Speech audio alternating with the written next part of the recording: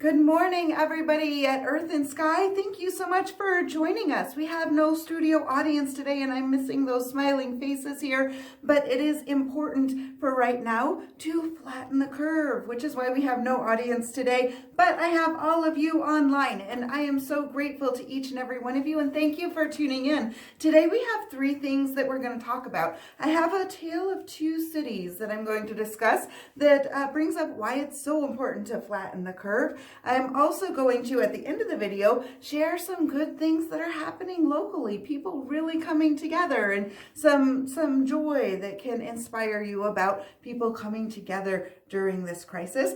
And the third thing, it's actually going to be the second thing in the middle, I have a non-political political request. And I feel it's very, very important during these times. I'm hoping you will join in with me about being non-political as we come together as humanitarians and hear the request that I suggest. But first, a tale of two cities and why it is important to flatten the curve. I popped in last week with the video showing you the graphic of our healthcare system capacity. If we don't flatten the curve, this spikes up and our healthcare capacity is about here. So all of the people above that line have no hospital to go to. They have no healthcare providers to help them. If you stay below that line, it, yes, spreads it out over a long time. Yes, still a lot of people get sick, but they have hospitals they can go to. They have care that they can receive. We have more of a chance of having ventilators for people who have ventilators. It is so important to try to flatten the curve, to care about your neighbors, knowing that if you have a family member that gets sick, your family's not going to be able to visit them. If you have a child that gets sick, many hospitals are not allowing parents to come in to stay with the child. Some of them allow one parent, but you have to register which parent that will be. Such a hard decision for people to make. The person that I have that's very, very close to me, I'm not able to see her in the hospital. More and more of you are going to be having people very close to you that are getting sick, and it's so important to flatten the curve so that we can try to help each other stay within the capacity of the healthcare system. This same situation happened in 1918. Now remember, at that time we were in the middle of World War I. World War I started in April of 1914 and it ended in November of 1918 as this pandemic was nearing its fall. There were two cities that handled this very, very differently. Philadelphia had decided it was more important to boost the morale of the community. They felt like the country was already dogged down. The war was so hard. People were disappointed. People wanted to have freedom and be able to go out of their homes. People wanted to celebrate. They needed to boost the economy, they felt, by selling more war bonds, which they could do by having a parade, letting people know things are okay despite the pandemic that was going on, and despite that it might cause more deaths, they tried to weigh the odds and felt that was the better one to choose. In Philadelphia, after that huge parade, the rally that they held, they ended up finding that days later, many, many people ended up in hospital beds. It very quickly overwhelmed the system, and people were not able to get the care that they needed. Many people were suffering and dying, and within just a few weeks of that, 4,500 people just in the city of Philadelphia died. And then I want to turn the page to another city that handled it a bit differently. St. Louis, Missouri handled it differently. They knew that people might be upset and frustrated, and some were cooperative and felt like this was the right thing to do. Others were very frustrated with it, but they required everything to shut down pretty much. They closed down the schools, churches closed, courtrooms closed, libraries closed, businesses closed. Everything was closing down. People were staying in their homes. For essential businesses that were still open, they were having people stagger their work shifts. Even the trolley cars that were in the streets, they were staggering the capacity within the cars so people could go to do what they needed to do. They still allowed gatherings of 20 people or less. I know sometimes we're allowing that in certain cities now, and some cities are not even allowing that. Some are limiting it even to 2 people, unless it's people that are already living within the home. Keeping in mind at that point, we didn't even have the population numbers that we have now. We have so many people in our country now. But by doing this, by taking all of these different measures, by separating people, by really going a bit what might have seemed overboard, they protected their people. Within the city of St. Louis, there were 347 people per every 100,000 that died. That's 3.5 people in 100 people that died. In Philadelphia, that number per capita was more than twice that. More than 700 people per every 100,000 died. If you think about that for yourself, think about 100 people that you know, and if we were following Philadelphia's model, 7 of them would die. Can you choose which 7 you would let go? If you drop those statistics down, out of 50 people that you know, 3.5 would die. 3 or 4 people would die. That is a staggering number. We are in a difficult time, but we need to do what we can to slow that, to stem that, so that we can meet the capacity. The more we slow the flow, the more we're able to have the ventilators, the more we can have the hospital beds, the more we can have the medications that we need to treat the patients that are getting ill. In that pandemic, there were about 20 to 50 million people who died around the world. We're expecting those numbers probably to be similar with this in some of the models that they've looked at. It is for the benefit of all to stay home. Now, some of you are working in high impact professions that are so needed by people during this. If you are seeing people because you're in a capacity of helping people for their health or for their basic needs, please take those extra precautions to avoid contact with people outside of that capacity. Most of the people in these fields already are, because they're seeing it. They know it. If people are in the healthcare field, they're seeing the sorrow that loved ones can't come in and visit when they're in the hospital. They see the people that are alone in the hospital beds, and they're doing all they can, scrambling, exhausted at the end of their shift, trying to meet the demand, trying to care for everyone in the community as best they possibly can. Be grateful for those that are on the front lines. If you are at home, be grateful for any of those that you're interacting with. If you know healthcare providers, tell them you're thankful for them. Send them a message. Give them a phone call if you feel like you have time, if you feel like they might have time, or just leave them a voicemail with a kind message.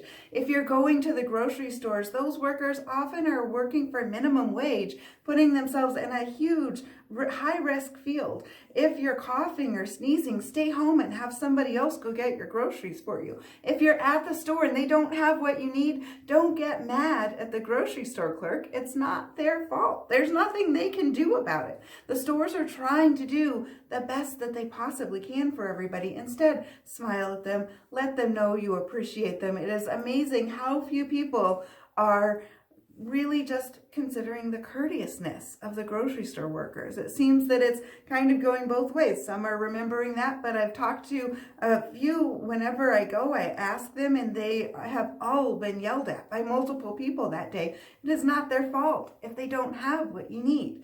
Be patient, be understanding, and be flexible. This is a time to teach us to be flexible.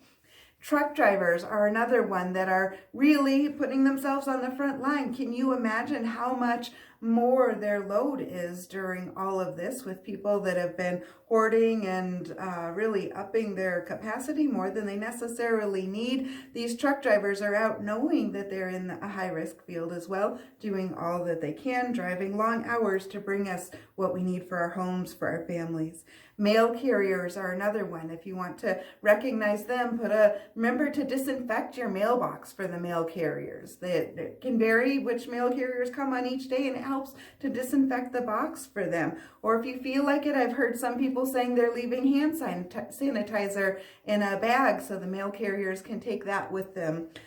So nice things that you can do that way. And restaurant workers, oh my goodness, what would we do without the restaurants that have been offering takeout and putting themselves at risk at the same time because people are coming in and out. If they offer curbside delivery, take the curbside delivery instead of walking into the store. They will appreciate you for it, and tip generously. This is such a hard time for everybody, but many of the restaurant workers work for $3 an hour.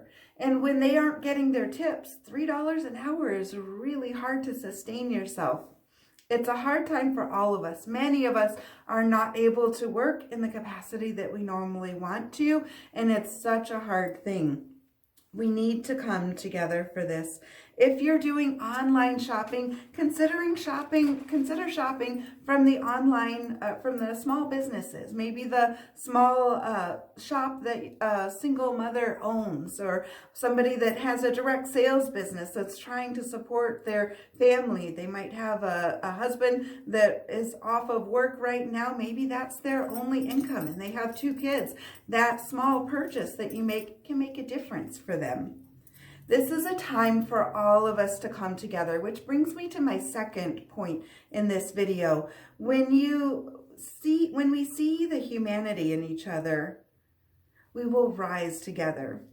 After this is over, we will all be changed. This is going to change our society in ways that we can't even foresee at this point. We will all be changed uniquely, independently, as a community, and with how we deal with each other. How we rise together, how we bring up humanity together can make us stronger. It can make us better as we get through this. But it's up to each of us to come together. We have to cross off the lines of our differences and recognize that we are all wanting the same things. We all are concerned about the same things. We're all concerned about our family's health. We're all concerned about our economic survival. We're all concerned about, will we still have a roof over our heads in 3 months for some of us? Some of us are concerned about being able to put food on the table in just 2 weeks' time or less for some people. And it's so important for us to come together. Stop squabbling over politics. Stop squabbling over whether you're left or right, or you feel one way is better than the other way. Recognize the humanity within each of us. It is so important. If we lose that, we lose our community. If we lose the ability to see the humanity within each other, then we doom ourselves. We're completely lost because we will, as a society, crumble. It is so important to recognize we have much more in common with each other than we have different with each other.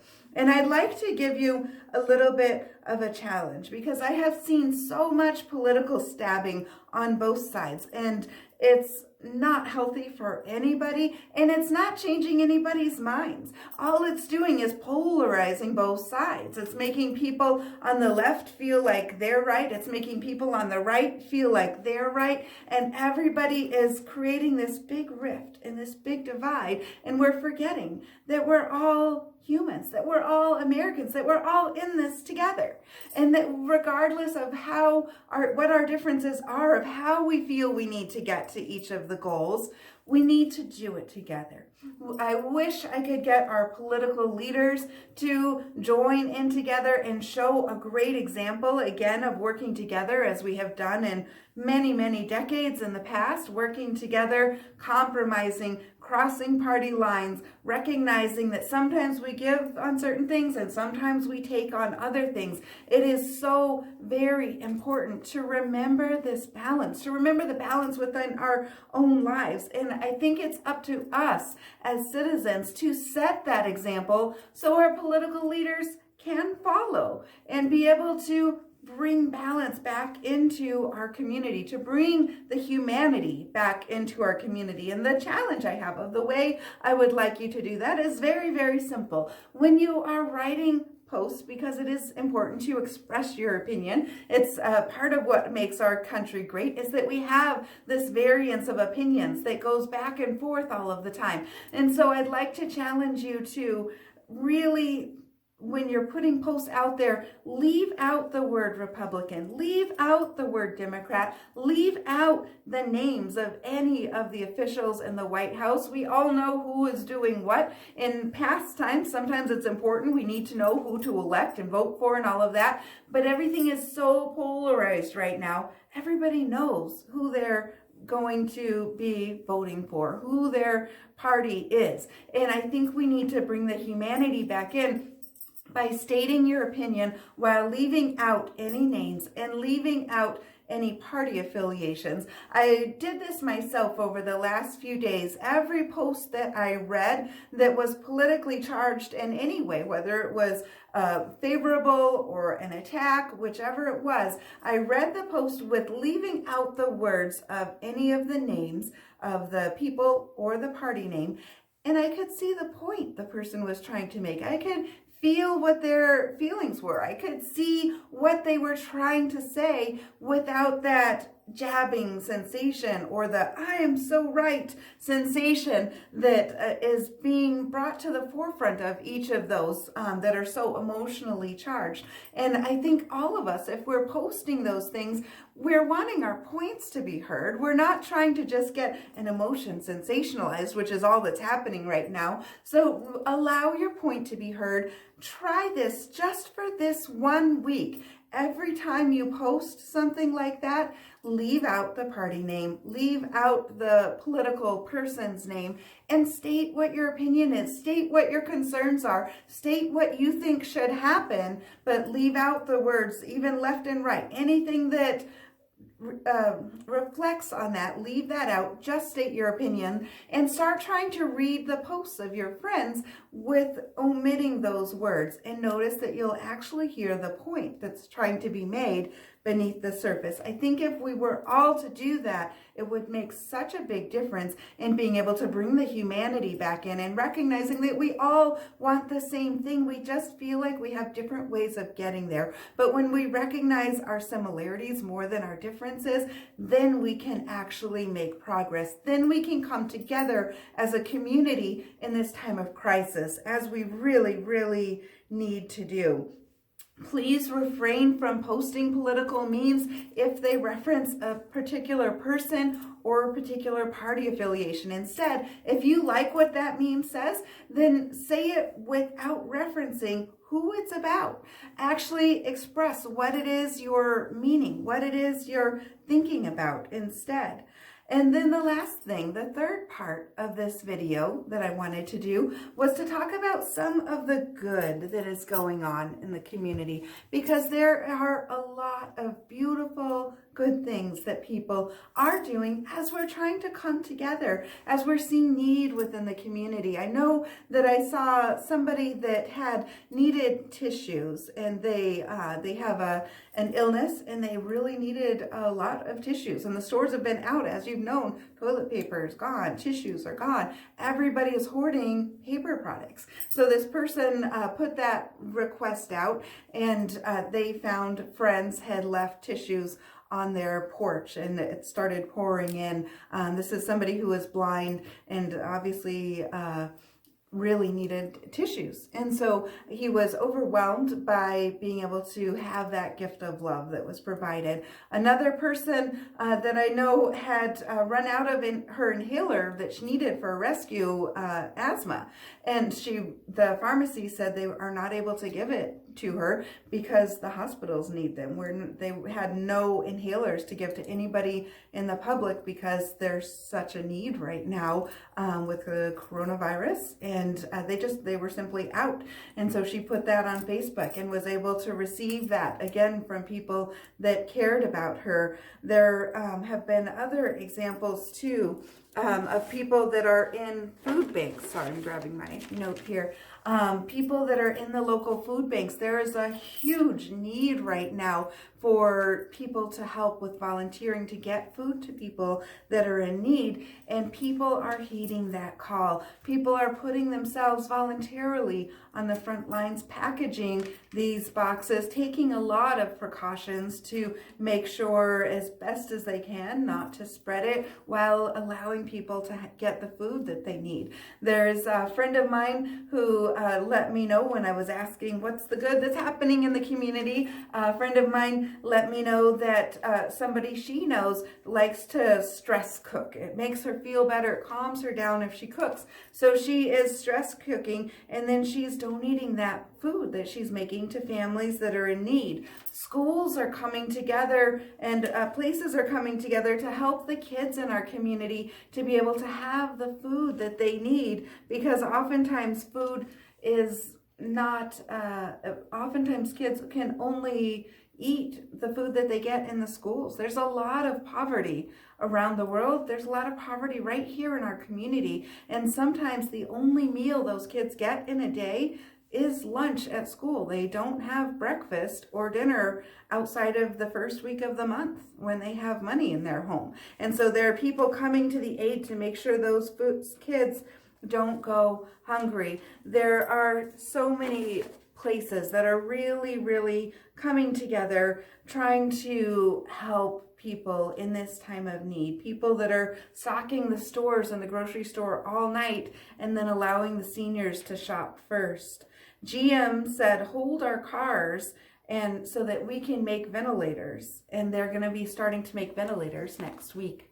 There's so much good that is going on in the world. I would love to hear what good you are doing as well, because we will be posting another video about the good that's happening in our community, because I think it's important to spotlight that we need to find what gives us hope, what we can hold on to for hope during this time. And so I would love to hear any good stories that you have, whether it's you doing it or whether it's somebody else that you know of that's doing it. I miss your faces for those that come here in person. I look forward to being able to see you again when it is safe to do so. And I love each and every one of you online. Thank you so much for tuning into our live talks.